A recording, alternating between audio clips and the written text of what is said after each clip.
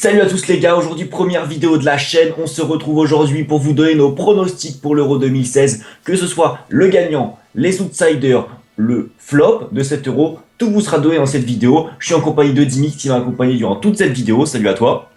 Yo mon pote, comment ça va frérot? Bah écoute nickel, l'Euro qui arrive c'est demain, Ah je crois, ouais. à l'heure où on tourne la vidéo, donc là, bien sûr on va donner nos pronostics. Eh Donc oui. on va commencer directement par nos favoris, voilà pour commencer, Ouais. ce sera le plus logique. Alors là je te pose la question Dimix, quel est ton favori? Alors mon favori, bon, qui est quand même à dissocier du coup de cœur entre guillemets, sachant qu'en plus le cœur français parle. Mon grand favori, je pense, qui est susceptible de gagner cet Euro cette année, ça sera l'Espagne. L'Espagne, alors que L'Espagne. pourtant ils sortent d'un match compliqué face à l'Estonie. Oui, Pourquoi ce choix? alors pour moi, comment t'expliquer? Moi l'Espagne ça reste quand même une grande institution, surtout sur ces dernières années. Et je pense que justement, au vu de la performance en Coupe du Monde, je pense qu'ils ont vraiment envie de se racheter. Et je pense que l'Espagne est à prendre vraiment au sérieux, sachant qu'il y a une nouvelle génération qui arrive. Là, ça va faire très mal, je pense. Ouais, non, c'est sûr, c'est sûr. Moi je te rejoins, on est obligé de te rejoindre parce que l'Espagne c'est une très grande nation Ah du oui. foot. Ils sont presque toujours au rendez-vous dans les grandes compétitions. Puis je Mais- tiens à rajouter juste le truc par rapport à la Coupe du Monde 2014, c'est que à la Coupe du Monde 2014, il y avait un fin de cycle qui arrivait avec des David Villa par exemple, j'en cite qu'un seul. Ouais, Diego Et là Costa, même justement s'il il y a part pris. ce voilà et là il y a vraiment une espèce de renouveau par exemple avec des nouveaux jeunes qui arrivent, des Morata, ça va donner un nouvel air plutôt, voilà, un nouveau souffle à cette équipe et je pense que ça risque de donner un bon truc avec la même philosophie comme on connaît, espagnol. Voilà. Oui, c'est sûr. Alors bien sûr, je pense que tout le monde va te rejoindre, mais moi, voilà, j'étais obligé, tu le sais, de mettre la France en tant que favori. Ah oui, mais moi j'ai titillé, hein, j'ai titillé. Pour moi, vraiment, c'est. Parce qu'en fait, j'ai vraiment envie de dissocier coup de cœur et vraiment favori. Mais sinon, j'aurais mis la France. Moi, je mets la France parce que c'est simple. Pour vous informer, dans toute l'Europe, la France est favorite. Les Anglais qui sont très paris, etc., la France est favorite à 3 contre 1. Ouais. C'est quand même énorme. Voilà, donc toute l'Europe nous voit remporter cette Coupe d'Europe. Voilà, je vais pas dire non plus que si on la remporte pas, c'est un échec, mais Non, voilà. mais. Ouais, Vu il est vraiment l'effectif qu'on favori. a, même avec les absents, on a quand même un très bon effectif. Quand on voit les absents dans les autres équipes, notamment des équipes comme l'Italie, on se dit qu'il y a quelque chose à faire, vraiment. Mais même en fait, malgré les blessés, on a quand même une profondeur de banc que certaines nations n'ont pas. Surtout offensivement, on a moyen de monter en puissance avec un petit groupe. Le groupe vraiment veut prendre la confiance, même en phase de poule, voilà, contre des équipes comme l'Albanie, la Roumanie, etc. Engranger un max de confiance, arriver dans la phase finale avec un gros capital confiance et ensuite enchaîner. Voilà, je pense que la France c'est un choix logique et sincèrement, je pense que ce sera votre choix vous aussi devant votre écran. En tout cas, je l'espère. Ouais, il faut l'espérer, faut l'espérer. Donc voilà, petit résumé, nos pronostics pour les favoris.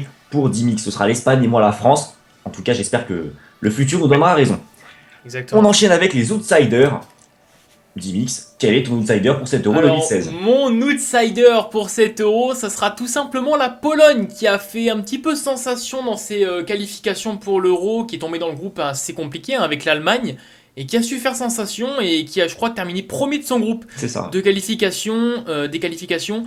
Et je pense donc que la Pologne est un outsider à prendre et une équipe à prendre, une sélection plutôt à prendre très au sérieux. Ouais. Et je pense que elle fait partie de ces équipes qui peuvent retourner un petit peu le favori, tu vois ce que je veux dire, qui Ouais, non, peuvent c'est faire sûr. quelque chose. Ils ont terminé meilleur buteur, je Ouais. crois, si je me trompe pas, de la phase, Exactement. de Ouais, c'est qualification. ça, c'est ça. Offensivement, ça fait très peur. Bon, défensivement, c'est plus compliqué. Je crois le seul gros défenseur Ouais. qu'ils ont, c'est Glick du Torino.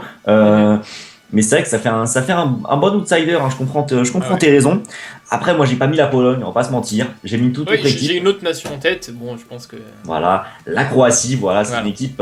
Quand t'aimes le football, t'aimes la Croatie. Ah ouais, Parce elle que est tout très est bonne. réuni dans cette équipe, il y a tous les styles de jeu. Au milieu de terrain, t'as un milieu qui fait rêver, je vais pas vous le reciter, Ah mais oui. t'as du Modric, t'as du, comment il s'appelle, Kovacic, Modric, t'as du Rakitic, ouais, c'est- voilà, tous les hitch qui sont présents, voilà, Ouais, c'est ça. magistral. Ensuite, t'as le Perisic, t'as un attaquant, qui on Mhm. peut dire ce qu'on veut, mais quand il est déchaîné, peut faire très très mal, on l'a vu en Ligue des Champions, Mandzukic.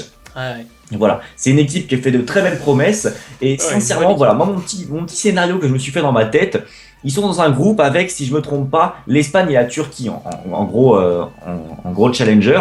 Ouais, Et sincèrement, l'Espagne qui a un peu de mal à se mettre en confiance, etc., il y a moyen que la Croatie aille chercher une première place, surtout que la Turquie, pour les Turcs qui nous regardent, vous avez pas mal d'absents et vous galérez à vous trouver un neuf. Sincèrement, je pense que, voilà, c'est mon outsider, hein, que la Croatie peut terminer Ouais. premier du groupe et ensuite se faciliter justement le passage dans les tours suivants. Et je Ouais, pense que ils peuvent atteindre un demi-quart de finale sans trop forcer. Enfin, bon, bien sûr que si, ils vont quand même y aller, mais je pense qu'ils peuvent atteindre un demi-quart de finale. En tout cas, on verra, mais sincèrement, voilà, très bonne équipe, très complet à tous les niveaux. Je pense que si ça se passe bien pour eux, on peut atteindre un demi-quart de finale. Voilà, après, c'est que mon pronostic, je sais pas ce que t'en penses. Non, mais après, moi, bon, après, c'est sûr que la Croatie, je les considère pas spécialement comme un outsider, hein. On vient de citer l'effectif et offensivement et même au milieu, bon, après, la défense qui est un peu moins bonne, mais ça reste du très lourd, on va pas se mentir. Pour moi, voilà, c'est une très très bonne équipe qui fera un bel euro, j'en suis quasiment certain. Oui, c'est sûr que, bon, c'est vrai, moi je l'ai mis en outsider. Je comprends ton choix. Pour moi, ça reste un outsider parce que, bon, je pense que la Croatie gagnante de l'Euro ou même s'ils arrivent en demi-finale, ce sera quand même un exploit vu les équipes, quand même, telles que l'Allemagne, etc. Bon, après, chacun son avis.